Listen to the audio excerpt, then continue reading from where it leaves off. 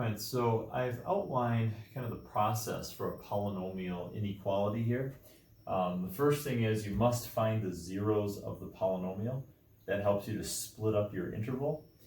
Then you must make a sign chart. We looked at a sign chart already, and that's just the main diagram where you have the number lines split up by the zeros, and then you pick some points to plug in within each interval. Then you plug those values in to find the outputs. Okay, the outputs, really what's interesting or what's important is the sign of the outputs, positive or negative. And then finally, you can determine the solutions of the original inequality by determining which interval has the positive or negative values for the outputs. Okay, let's go through an example. Here I have a polynomial inequality. It's got two monomials, or one on each side of the inequality. It says here that I need to find the zeros. What do I need to find the zeros of? The polynomial. Well, there's two polynomials. Well, before you can find the zeros, you need to have a zero on one of the sides of the inequality. So the first thing I really need to do, and it's kind of a step zero, but it's part of finding the zeros, is to solve for zero. Get a zero on one side. I prefer the right, but it doesn't really matter. I'm going to then subtract an 18x from both sides of this inequality. And I'm going to get 8x cubed minus 18x is less than or equal to 0. Now I have a polynomial that I can now find the zeros of, and that's going to help me. So I must have a 0 on one side in order to make the sign chart work, right? Because the sign chart determines whether the function is above or below the x-axis, which is 0.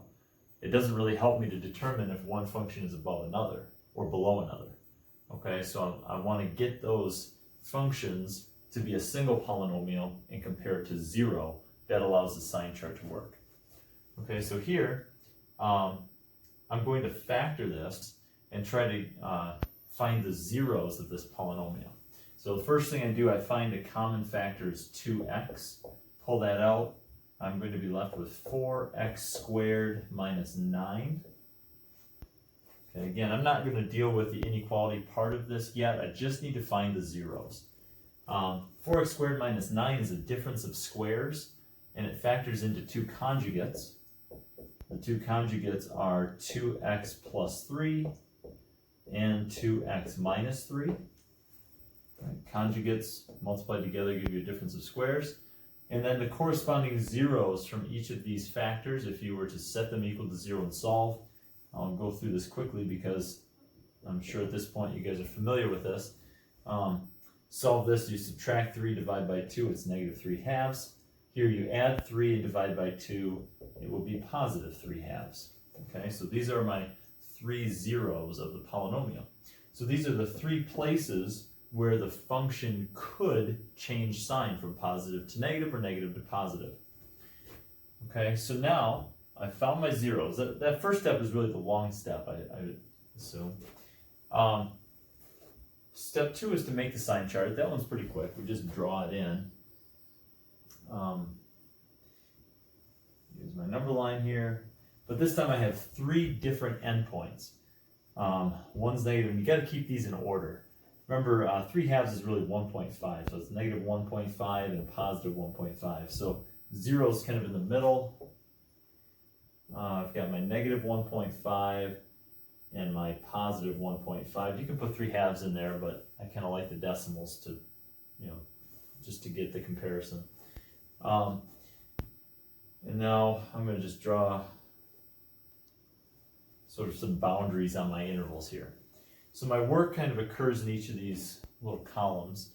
On the left side, I need to plug in a number that's less than negative 1.5. Well, negative 2 is kind of a nice option, right? In this next interval here, I need something between 0 and negative 1.5. Negative 1 is a nice option. And over here, there's some symmetry, so maybe I'll choose 1 and 2. Those are in the corresponding intervals. Okay, so now I plug them into the function. Now I can either go again to the original function, or I could go to the factored form. It won't really matter. If I go to the factored form, I kind of like that because then I can see how the factors, the signs of the factors, and as long as I've got an even number of negatives, I know the answer will be positive, odd number of negatives will be negative. So if I plug in a -2, I'm going to get 2 times -2. I'll just do these off to the side. So that's, just think about that. That's a positive number times a negative. So right, 2 is positive, -2 will be negative when I plug in the -2. Then here I get -4, right? If I plug in -2 times 2, that's -4, plus 3, that's a -1. So that's a negative number. And then here I plug in a -2 times 2, that's -4, minus 3, -7. That's another negative. 3 negatives make this whole region negative. Okay, so every output on this left interval will result in a negative output. Every input results in a negative output. Okay. So now I jump over to the -1. Repeat the process. So I get a positive. Now really this 2 is positive. It doesn't change the answer. I'm looking for the number of negatives. So maybe I'll just ignore that positive right now. 2 times, so -1. We'll go there. That'll be a negative. Times, let's see, 2 times -1 is -2. -2 plus 3 is a positive value. The 3 is bigger. And then 2 times -1, or I'm sorry, yeah, 2 times -1 is -2 minus 3, that's a -5. That's a negative value.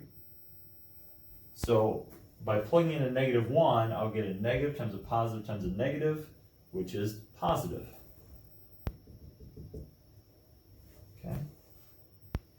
Then if I plug in +1, well, that's going to be a positive for my first factor.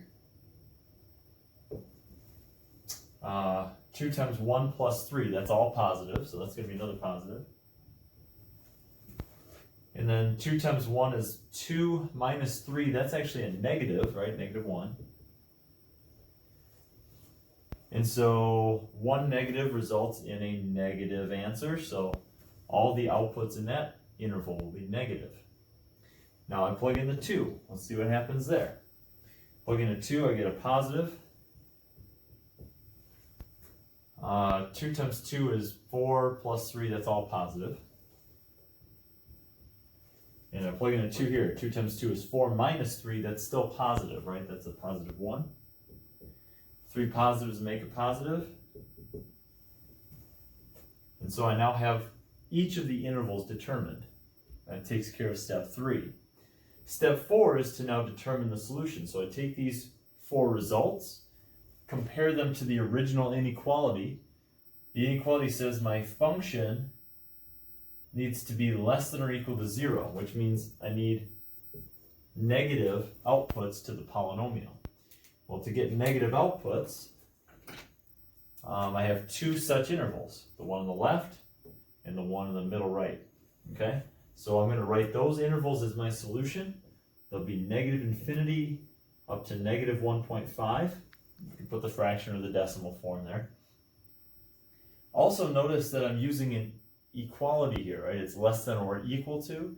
If you're including the equal, that means you're including all points that make the polynomial equal to 0, which are on the endpoint. So I actually want to include the endpoint here.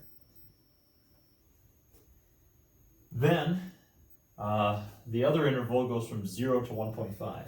Again, including those endpoints, because I want to include points that make, or x values that make the function equal to 0. All right, so that gives us 2 intervals now, including the 3 endpoints.